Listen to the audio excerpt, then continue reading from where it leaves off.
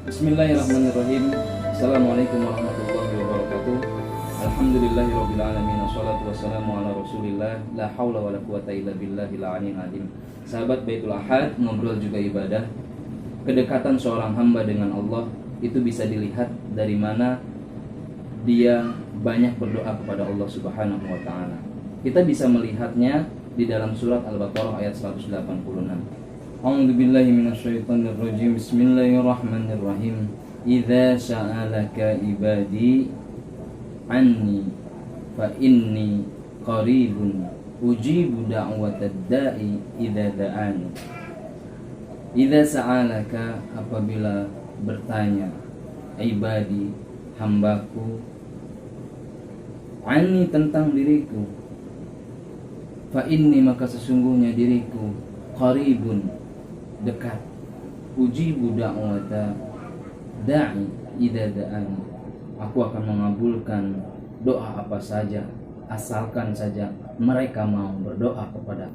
Kedekatan Allah Subhanahu wa taala dengan seorang hamba bisa dijalin melalui doa. Sebanyak mana seorang hamba bisa berdoa kepada Allah, maka disitulah semakin dekat dia dengan Allah Subhanahu wa taala. Masalah pengabulan, masalah pengijabahan doa, Allah sudah berjanji, ud'uni astajib lakum, berdoalah kalian kepadaku maka aku akan mengabulkan semua doa-doa kalian. Tetapi bukan masalah itu, sebanyak mana kita mau berdoa kepada Allah Subhanahu wa taala, sebanyak apa kesempatan yang kita pergunakan untuk berdoa kepada Allah Subhanahu wa taala. Ketika satu kesempatan saja sudah dipakai untuk berdoa kepada Allah Subhanahu wa taala, maka di situ Allah pasti akan mengabulkan doanya kepada kita.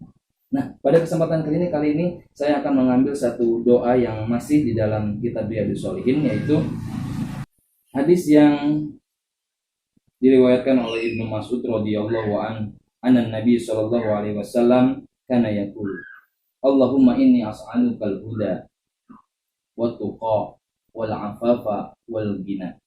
Rawahu Muslim. Allahumma inna nas'aluka, ya Allah sesungguhnya aku meminta kepadamu al-huda, petunjuk, wa tuqa, ketakwaan, wal afafa atau ifaf, rasa cukup, rasa agar diberikan penjagaan untuk tidak berbuat maksiat. Kemudian wal ghina, dan dilimpahkan harta. Yang menarik adalah al-huda, petunjuk. Tidak semua orang yang diberikan petunjuk oleh Allah Subhanahu wa taala. Bahkan orang yang tidak disangka-sangka untuk diberikan petunjuk, Allah berikan petunjuk. Kita lihat Sayyidina Umar betapa kerasnya, tetapi dengan sebuah hidayah berbelok 360 derajat. Itulah yang namanya hidayah. Makanya kita pinta supaya kita telah menjadi Islam, kita tidak balik lagi kepada jalan yang tidak benar. Makanya di dalam sholat, ihdinas siratal mustaqim, ya Allah tunjukkanlah kami jalan yang lurus. Kemudian at-tuqa atau ketakwaan. Nah, di bulan puasa ini kita adalah salah satu jalan untuk menempuh ketakwaan, yaitu dengan puasa. Salah satunya di bulan puasa ini. Ya ayyuhalladzina amanu kutiba alaikumusiyam kama kutiba alal ladzina min qablikum la'allakum tattaqun. Nah, ada kata tattaqun. Jadi, ketika kita berdoa, kemudian kita ingin dimintakan bertakwa, kemudian pas di bulan Ramadan kita berpuasa, maka tanda Allah telah mengabulkan kita untuk menjadi orang yang bertakwa, yaitu dengan mengikuti proses-proses untuk bisa mencapai kepada ketakwaan tersebut. Kemudian yang ketiga adalah afaf atau ifaf, yaitu kecukupan. Ketika kita sudah mempunyai cukup energi, cukup kesehatan, cukup harta, kita dijaga oleh Allah Subhanahu wa taala untuk tidak memakan barang-barang yang haram.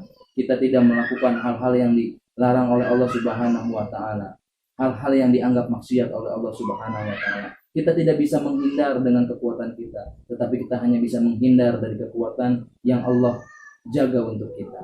Kemudian yang terakhir adalah wal ghina, di mana ghina ini adalah kekayaan. Maksud di sini adalah bukan kekayaan harta. Seorang yang bertakwa, seseorang yang telah mendapatkan hidayah, seseorang yang telah dijaga hatinya, jiwanya di dalam Islam, maka dia akan kuat ketika dia mendapatkan yang namanya kekayaan. Kekayaan itu bukan berarti kekayaan dunia, karena di dalam penjelasan para ulama pun hadis Rasulullah, laisal ginal ginal arab walakinal gina ginan nafsi. Kekayaan itu bukan kekayaan dunia, tetapi kekayaan hati. Banyak orang yang berjiwa miskin tetapi bermental orang kaya. Ketika berjiwa orang miskin, dia selalu memberi. Karena orang yang memberi merasa hartanya tidak akan habis sebanyak apapun dia beri. Tetapi orang yang kaya bermental miskin, sedikit apapun yang dia beri, dia mempunyai rasa ketakutan bahwa sedikit harta yang diberikan akan habis. Nah itulah, ketika seorang yang telah dikabulkan menjadi orang yang mendapatkan hidayah, bertakwa, kemudian ifaf, dijaga oleh Allah Subhanahu wa taala, kemudian diberikan sebuah harta kekayaan baik di dunia ataupun di akhiratnya, maka dia akan menjadi orang yang gina, kaya segala-galanya, karena dia telah cukup emosinya, emosionalnya untuk menjaga amanah dari Allah Subhanahu wa taala ini. Nah, itulah doa pada kesempatan kali ini yang bisa dibaca. Ini doanya yang paling ampuh, terutama kita baca setelah sholat ya. Allahumma inni as'alukal huda wat tuqa wal afafa wal ghina. Sahabat ngobrol juga ibadah. Di channel berikutnya nanti saya akan meminta testimoni tentang kehebatan doa yang pernah kalian saksikan, yang pernah kalian rasakan. Nanti silakan video 1 menit saja. Nanti saya masukkan ke sini dan saya share ke penonton ngobrol juga ibadah yang lainnya. Terima kasih. Assalamualaikum warahmatullahi wabarakatuh.